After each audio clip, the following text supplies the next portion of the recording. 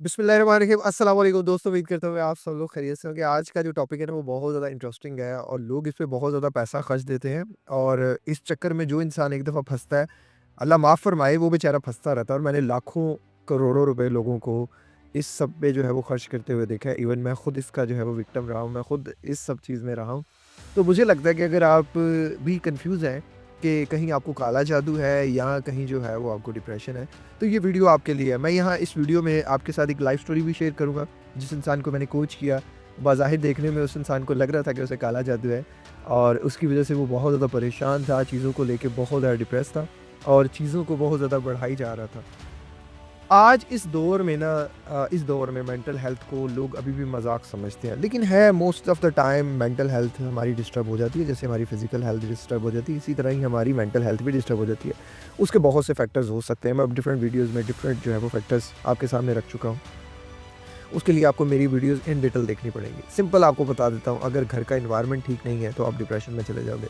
Husband and wife toxic हैं या parents में से कोई टॉक्सिक है या दोनों टॉक्सिक हैं या घर में कोई जो है गुर्बत है या घर में जो है वो बेबसी का आलम है या घर में आप बहुत छोटे हैं और आपके ऊपर जो है वो सबका प्रेशर है या घर में आप बहुत बड़े हैं, तब के आपके ऊपर बहुत लोगों का प्रेशर है, कोई गुर्बत है या लाइफ में जो है वो स्ट्रेस है, बेचैनी है, बेसुकूनी है, आप देर तक मोबाइल इस्तेमाल करते हैं, अनहेल्दी खाते हैं, आप और कोई ऐसा काम कर रहे हैं जो आपकी मेंटल हेल्थ को डिस्टर्ब कर रहा है, तो ये बहुत से फैक्टर्स हैं इसके।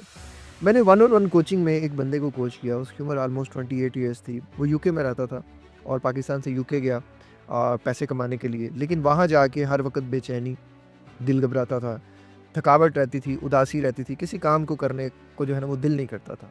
हर वक़्त एक ही चीज़ आती रहती थी, ख़्याल आता रहता था कि मुझे यहाँ से भाग जाना चाहिए। अब ये सारी कैफ़ियत उन्होंने अपनी वालदा से शेयर की, तो वालदा जो थी वो पाकिस्तान से थी और पाकिस्तान में आपको पता है मेजॉरिटी में लोग आज भी काले जादू को जो है ना वो ज़्यादा प्रेफ़रेंस देते हैं। तो वो यही सोचती रहीं कि मेरे बेटे के ऊपर जो है ना वो किसी ने काला जादू कर दिया है और उनको भी यही था कि फैमिली में बहुत से लोग जो हैं वो उनसे जलते हैं क्योंकि हमारा जो बेटा है वो यूके चला गया और वो वहाँ जाके पाउंड्स कमा रहा है। तो वो वहाँ से पाउंड्स इकट्ठे करता, वो बेचारा पाउंड्स इकट्ठे करके लाता, पाकिस्तान लाता, कभी इस डॉक्टर के पास, कभी वो बाबे के पास, कभी उस बाबे के पास।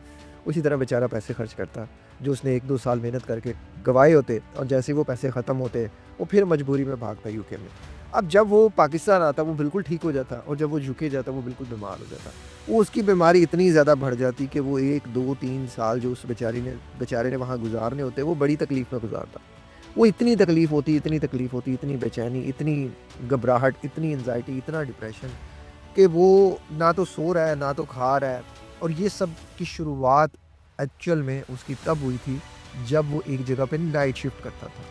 नाइट शिफ्ट करते थे भाईजान और नाइट शिफ्ट में भाईजान कॉफ़ी का बहुत ज़्यादा इस्तेमाल करते थे।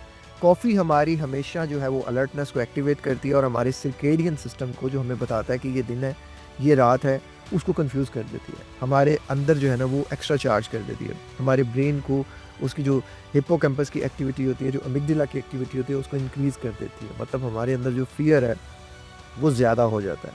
तो अब कॉफ़ी का एक बहुत बड़ा अमल दखल है, कॉफ़ी में आप दूध भी डालते हैं, फिर चीनी भी डालते हैं और फिर जो ब्लैक कॉफ़ी है जो उसका अपना भी एक असर होता है। तो ये सब वो हो रहा था भाई के साथ।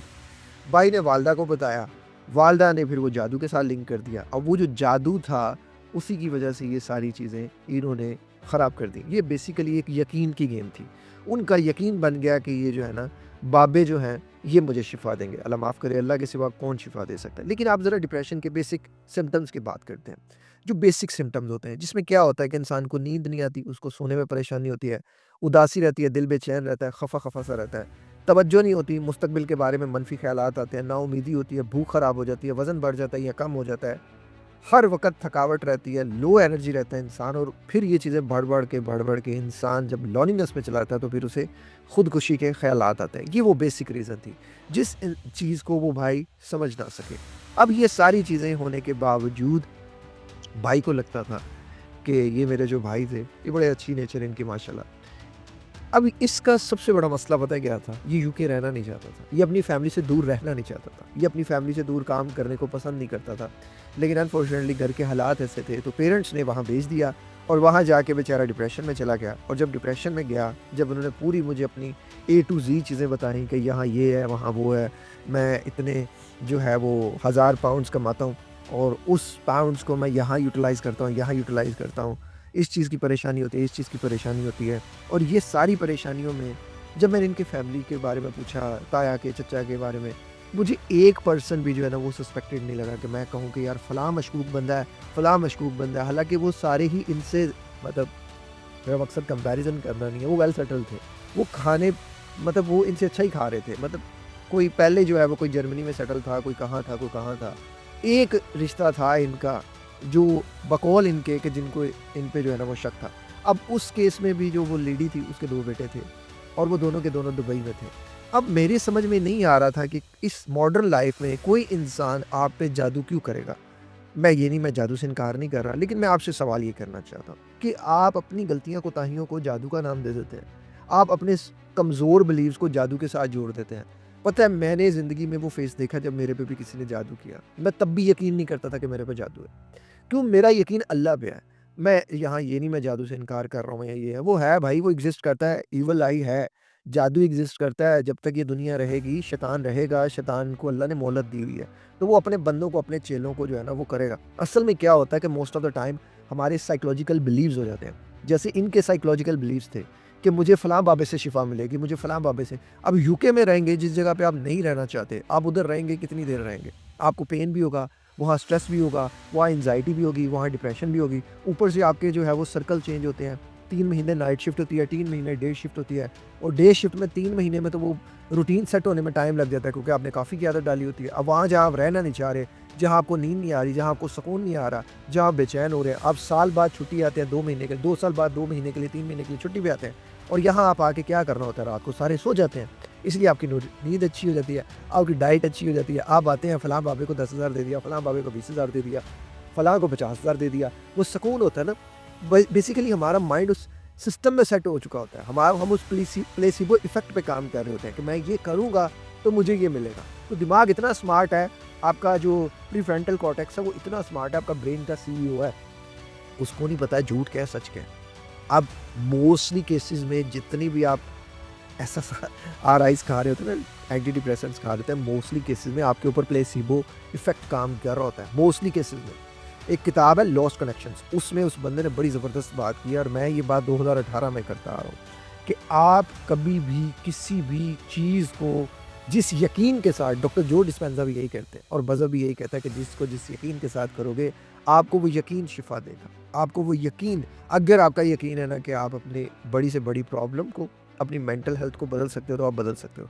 मैंने बड़े से बड़े स्किनी लोगों को जिम में जाके वेट गेन करते देखा है, मसल गेन करते देखा है। मैंने देखा है, मैं उनको मतलब मैं चश्मदीद गवाह हूँ और मैंने बड़े ऐसे लोगों को देखा है जिनका बिलीव नहीं था, जो कहते थे कि हम कभी मोटे नहीं हो सकते या हम कभी वेट नहीं गेन कर सकते। मैंने उनको 10-15 साल तक, मेरे क्लास फेलोज़ थे, वो स्टिल अभी भी उसी स्ट्रगल में हैं। मेन चीज़ होती है आपका यकीन। अगर आपका यकीन है कि आपको काला जादू हो गया है, तो बस फिर काला जादू हो गया। 2 बकरे, काला बकरा 40-45 हज़ार का काला बकरा दें। अगर आप इस वीडियो से सैटिस्फाई हो गए ना, तो ये ज़िंदगी बदल देगी आपकी। अगर नहीं तो फिर जैसे इन भाई का था, मैंने इनको 3 टू 5 इयर्स का रोड मैप दिया। मैंने कहा भाई ये 3 से 5 साल तूने पाकिस्तान नहीं जाना। यहाँ मरे, जिए, जो मर्ज़ी करे, एटलीस्ट इतना इतना कैपिटल इकट्ठा कर ली, इतनी इन्वेस्टमेंट इकट्ठी कर ली, यहाँ एक बिज़नेस सेटअप करी, पाकिस्तान से बैठ के रिमोटली उसको देखी। यार मैं बड़े लोगों को ये ऐसे बिज़नेसेस अल्लाह का शुक्र है स्टार्ट करवा चुका हूँ। मुझे पता है कि अगर आपके पास इन्वेस्टमेंट है या पहले आपने फॉरेन कंट्रीज़ में जाके इन्वेस्टमेंट कैसे इकट्ठी करनी है। अमेरिका में मैंने एक बंदे को उबर का करवाया था। उबर का बिज़नेस बड़ा ज़बरदस्त। मैंने वहाँ एक बंदे को जो है वो स्टोर सेटअप करवाया। एक बंदे का जो था वो बिज़नेस था, वो ग्रोथ नहीं हो पा रही थी। मैंने उनको रोड मैप्स दिए कि आप इस तरह चलें, इस तरह चलें। ये सब कहाँ से होता है? माइंड से होता है। स्टक माइंड कभी भी आपको बिज़नेस जनरेट करके नहीं दे सकता। आप जो मर्ज़ी कर लें, फिर बिज़नेस में बंदिश भी होगी, फिर काला जादू भी होगा, फिर फलाँ ने भी किया, फिर फलाँ ने भी किया है। गलतियाँ इंसान की खुद की होती हैं, कोताहियाँ इंसान की खुद की होती है, शैतान पे डाल देते हैं। और कसरत से शैतान ने भी आखिरत में कह रहा है कि जी यार तो मैं कीता ही नहीं सी।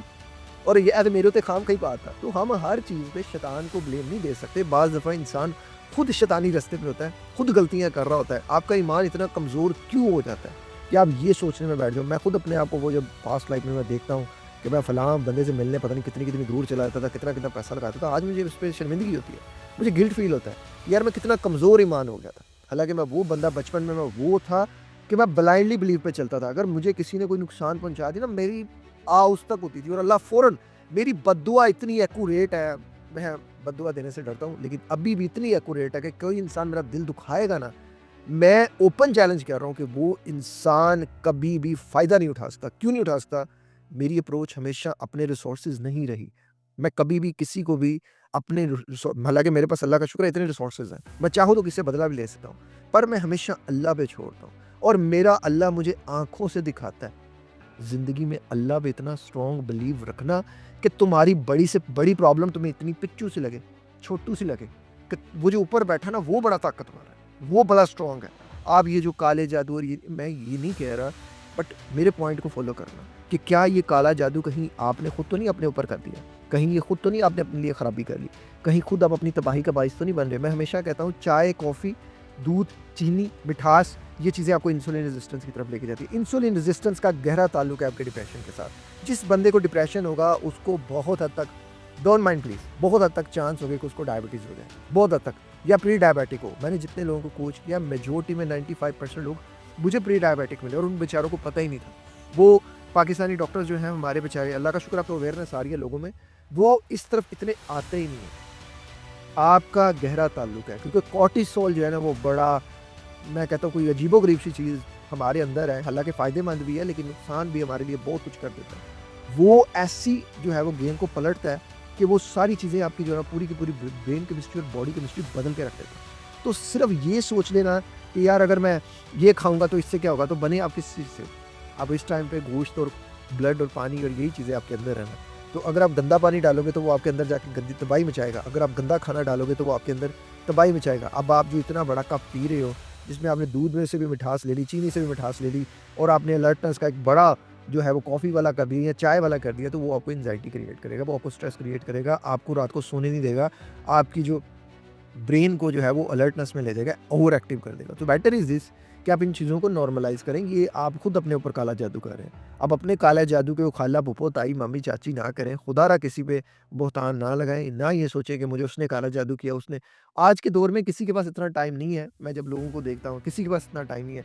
यार मैंने एक इंसान से मिलना है, मैंने एक इंसान से और मैंने कुछ उससे बातें करनी है। उसने मेरे साथ ज़िंदगी में कुछ ज़्यादतियाँ की, गलत किया, मैंने सिर्फ़ उससे बातें क्लियर करनी है। यार ये क्लियर करने के लिए मैं 2 साल से टाइम नहीं मिल रहा। अब आप खुद सोचो कि 2 साल से मैं एक बंदे से सिर्फ़ मिल के 5 मिनट मैंने बात करनी है। मैं 5 मिनट उससे बात नहीं कर पा रहा। तो हर इंसान की कोई ना कोई जो है वो घर में रूटीन होगी, कोई ना कोई बंदा जो है वो बिज़ी होगा, वो इतना वेला है कि आपके ऊपर काला जादू करे। किते आप इतनी कर लिया। यकीनन मोस्टली केसेज़ में इंसान खुद ने खुद के ऊपर काला जादू किया होता है। अपने काले जादू को निकालें। जिन ਜਿਹੜੇ अंदर वाड़े जिन्हों ਨੂੰ डंडे मार-मार के कड्डो। उठो, ब्रेक योर कंफर्ट ज़ोन, अपने ऊपर टाइम इन्वेस्ट करो, एनर्जी इन्वेस्ट करो, सेल्फ लव करो, इंशाल्लाह सब ठीक हो जाएगा। और इसी तरह की मोटिवेशनल वीडियोज़ को देखने के लिए इस चैनल को सब्सक्राइब करो। एक और ज़िंदगी के नाम के हॉस्पिटल के लिए जितने भी काले जादू पे पैसे ज़ाया कर रहे हो उधर डोनेट करो, ताकि हम एक हॉस्पिटल बना सकें। और इंशाल्लाह वल अज़ीज़ हम ये बनाएँगे ताकि हम तमाम लोगों की दुखी इंसानियत की मदद कर सकें। बस आपकी दुआ चाहिए। अपना ख़्याल रखिएगा। अस्सलाम वालेकुम। अल्लाह हाफ़िज़।